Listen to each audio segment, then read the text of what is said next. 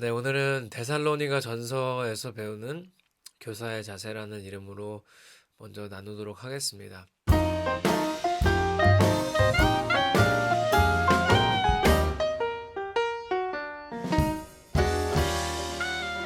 이 교재에 있는 내용은 아니라서 제가 먼저 꼭 말씀드리고 싶은 게 있는데 상식적으로 꼭 알아두시면 좋아요. 우선은 성경에 나오는 이 책들은 쓰여진 순서에 따라 역사적인 순서에 따라 배치되어 있지 않습니다. 그러니까 내용에 따라서 우리 믿음의 선배들이 여러 회의를 거치면서 배열을 한 것이기 때문에 성경 66권이 역사 순서대로 되어 있다고 생각하시면 첫 번째 오해고요. 그리고 우리가 오늘 다룰 데살로니가 전서처럼 전후서로 나눠져 있는 이 서신들 있죠.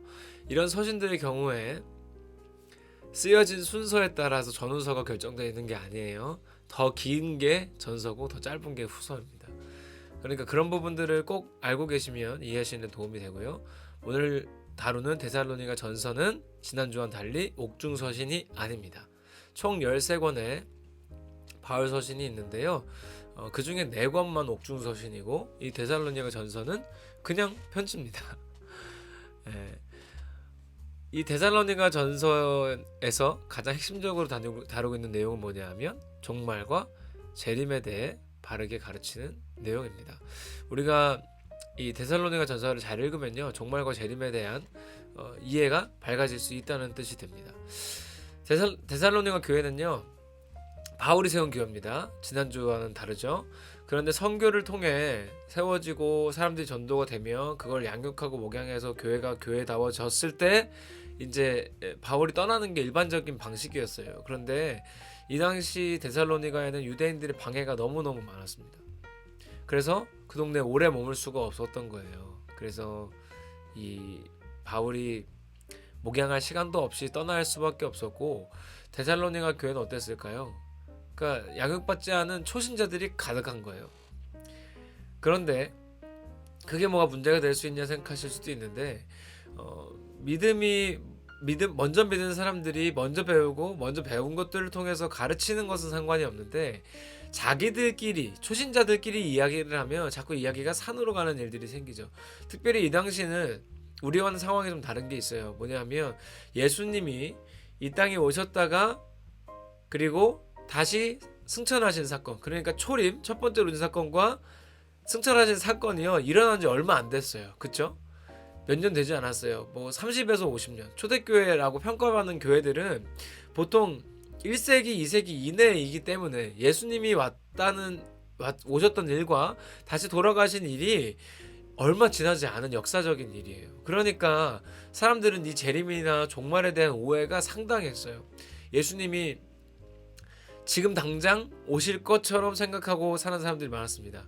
자, 여기서 오해하시면 안 되는 게, 예수님은 지금 당장 제가 이걸 촬영하는 순간에도 오실 수 있습니다. 근데 핵심은 뭐예요? 예수님이 언제 오실지는 알 수 없다는 건데, 그 알 수 없다는 것이 우리가 예상하는 시점이 아니라는 뜻이잖아요. 그러니까 나는 이렇게 생각이 드니까 예수님이 내일 오신다면 나는 이거 안 해도 되겠네. 이렇게 살 필요 없네. 이렇게 해야지. 약간 이 잘못된 종말론과 재림에 대한 이해로 좀 생활이 흐트러지고 이상했던 사람들이 많았던 것 같아요. 그래서 이 데살로니가 교회에 편지를 해서 종말과 재림에 대해서 헷갈리는 것들을 정리해주는 책이 바로 데살로니가 전서입니다. 그래서 이 데살로니가 전서 마지막 장에 무슨 말이 나와요? 우리가 잘 아는 항상 기뻐하라, 쉬지 말고 기도하라, 범사에 감사하라는 말이 나오는 거예요. 왜? 예수님이 언제 오실지 모르니 너희는 계속 그래야 된다 라고 해서 항상 쉬지 말고 범사해 라는 단어가 등장한 것이죠. 알아두시면 큰 도움이 될 거라고 생각해요. 우리가 지금 다룬 것처럼요, 우리가 분명히 알지 못하는 것들 때문에 혼란을 겪는 경우들이 있습니다. 근데 우리가 혼자 헷갈리는 건 괜찮은데, 교사가 헷갈리고 정리되지 않은 것들을 아이들한테 잘못 전달하면 아이들의 신앙 형성 과정에서 우리가 상당히 헷갈리게 할 수도 있습니다. 그래서 교사할 때 이런 게 되게 위험한 태도예요. 어떤 거냐면, 제가 교사를 몇 년 했는데, 제가 이걸 경험했는데, 혹은 내가 이걸 전에 이렇게 해봤는데, 야 나도 중학교 다녀봤는데, 목사님도 초등학교 다녀봤는데 하면서 우리의 생각을 전달하고 그대로 하게 하는 것은 상당히 위험합니다. 그래서 우리는 늘 성경으로 점검하고 성경으로 확인해야 되고 성경이 말하는 바를 가르치고자 해야 합니다. 데살로니가전서 2장에는요 다음과 같은 말씀이 나오는데요, 제가 한번 읽어볼게요. 11절 12절입니다. 너희도 아는 바와 같이 우리가 너희 각 사람에게 아버지가 자기 자녀에게 하듯 권면하고 위로하고 경계하노니 이는 너희를 부르사 자기 나라와 영광에 이르게 하시는 하나님께 합당히 행하게 하려 함이라. 아멘. 자, 11절에 우리가 나와요. 여기 우리는 그 데살로니가전서 1장을 읽어보신 분들은 알 건데요, 바울과 디모데와 실로아노 이 세 사람입니다. 그런데 데살로니가 교회를 목회하는 동역자들이라 생각하시면 돼요.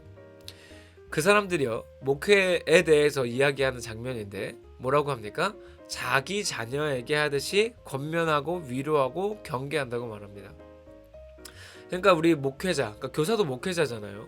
이 교사의 역할에서 우리에게 맡겨진 아이들에게 권면하고 위로하고 경계하는 것은 필요해요. 자, 권면은 뭐예요? 신앙생활을 어떻게 했으면 좋겠다 이런 거고, 위로는 많이 힘들지 어렵지 위로하는 것이고요. 경계는 뭐예요? 그건 잘못된 거야, 그렇게 하면 안 돼 말하는 내용이죠. 그런데 이 말을 하는 것은 우리가 해야 될 일이지만 여기서 중요한 게 뭡니까? 자기 자녀에게 하듯이 하라고 합니다. 우리 선생님들 중에 자녀가 없는 분들도 많다고 알고 있고요, 잘 알고 있습니다. 그런데 우리가 자녀를 돌보는 마음이 잘 공감이 되지 않는다면 이렇게 생각하시면 돼요.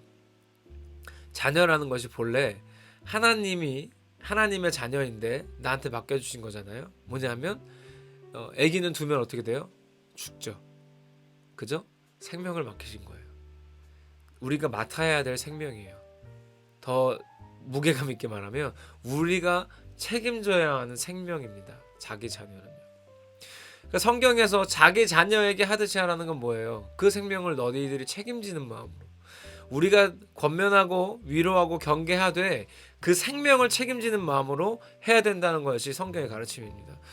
교육부서는 제가 아주 예전에 많이 말씀드렸었는데 타가소가 아닙니다. 아이들 맡아두는 장소가 아닙니다. 자리가 없어서 예배 공간을 분리하기 위해 하는 제도가 아닙니다. 생명을 구하는 일입니다. 교회 교육은 생명을 구하는 일입니다. 우리에게 맡겨주신 생명을 책임지는 일이 바로 교사의 직분이요 교사의 일입니다. 그런데 여기서 주의할 것이 있어요. 너무 책임감이 투철한 나머지 너무 나의 열정이 심각하게 드러나면 위험할 수 있어요. 특히 내가 교사로서 내가 볼 땐 이런 상황, 내가 볼 때 납득이 안 되는 것들에 대해서 아이들과 소통이 일어나지 못하고 아이들을 내가 원하는 대로 만드는 것은 상당히 위험할 수 있어요. 제가 성경에서도 점검해야 된다고 말씀드렸죠. 여기서 지침으로 알 수 있는 말씀이 12절입니다. 12절을 한번 눈으로 보시면서 들으시면 돼요. 우리가 권면하고 위로하고 경계하는 목적이 무엇이냐면 12절에 따르면 하나님께 합당히 행하게 하는 것입니다. 그러니까 그 아이들이 우리 선생님한테 잘하게 하는 것이 아니에요. 하나님께 합당히 행하게 하는 것이 목적이고 목표입니다. 그런데 이 하나님께 합당한 사람은 어떤 사람이냐 하면 앞에 나오는 거 설명을 보면 자기 나라라고 나오는데 오해하시면 안 돼요. 자기 나라가 아니라 하나님 자기입니다. 그래서 하나님 나라와 영광에 이르는 사람으로 그 사람이 합당한 사람이에요. 그렇게 만드는 것이 우리가 해야 되는 일이에요. 쉽게 말하면 하나님 나라와 영광에 이르는 사람은 이거예요. 하나님 나라, 그러니까 하나님이 다스리는 삶을 사는 사람, 그리고 하나님의 영광을 위해 사는 사람으로 우리 아이들을 양육해야 된다. 양육은 어떻게? 권면하고 위로하고 경계하라는 겁니다. 우리는 늘 생각해야 돼요. 내가 지금 우리 아이한테 해주는 말이 위로와 경계와 이 권면의 말이 내 생각인지 아니면 성경에 나오는 것인지, 하나님 나라와 영광에 이르게 하는 말인지 아니면 내가 원하는 사람으로 만드는 말인지 늘 생각해야 합니다. 우리에게 맡겨진 생명입니다. 그래서 이거는 안 돼요. 우리 요즘 아이들 말로 TMI라고 그러는데 Too much information이라는 뜻이에요. 뭐냐면 요즘에는 쓸데없이 더 많이 말하는 것을 그렇게 좋아하지 않는다는 뜻이에요. 어떤 거냐면 특히 제일 많은 게 뭐 라떼는 말이야죠. 나 때는 말이야 이랬었어. 막 이런 것들은 무조건 피하셔야 됩니다. 그럼 부서와 관계가 없어요. 무조건 피하셔야 됩니다. 오늘도 우리에게 귀한 생명들을 맡겨주신 하나님께 감사하면서 사역을 감당할 수 있기를 바랍니다. 생명을 구하는 최일선에 계신 우리 선생님들 그리고 리더들 응원하면서 기도합니다. 오늘도 우리를 통해서 귀한 생명들이 하나님 나라 백성이 되고 하나님께 영광 돌리는 사람으로 변화될 줄 믿습니다. 우리와 동역하시는 또 동역하기 원하시는 하나님과 함께 멋지게 사역 감당하는 귀한 날이 되기를 바랍니다. 감사합니다. 기도하겠습니다. 하나님, 오늘도 귀한 날 허락하시고 우리에게 하나님의 귀한 생명들을 맡겨주시니 감사합니다. 우리가 결코 우리의 능력과 우리의 생각으로 할 수 없는데 하나님 맡겨주신 이 영혼들을 하나님 주신 말씀으로 양육할 수 있게 인도하여 주옵소서. 권면하고 위로하고 경계하되 자기 자녀에게 하듯이 할 수 있게 도와주시고 우리 아이들이 우리를 통해 하나님 나라와 영광에 이르는 자녀들로 성장할 수 있도록 인도하여 주시옵소서. 예수님의 이름으로 기도합니다. 아멘. 감사합니다.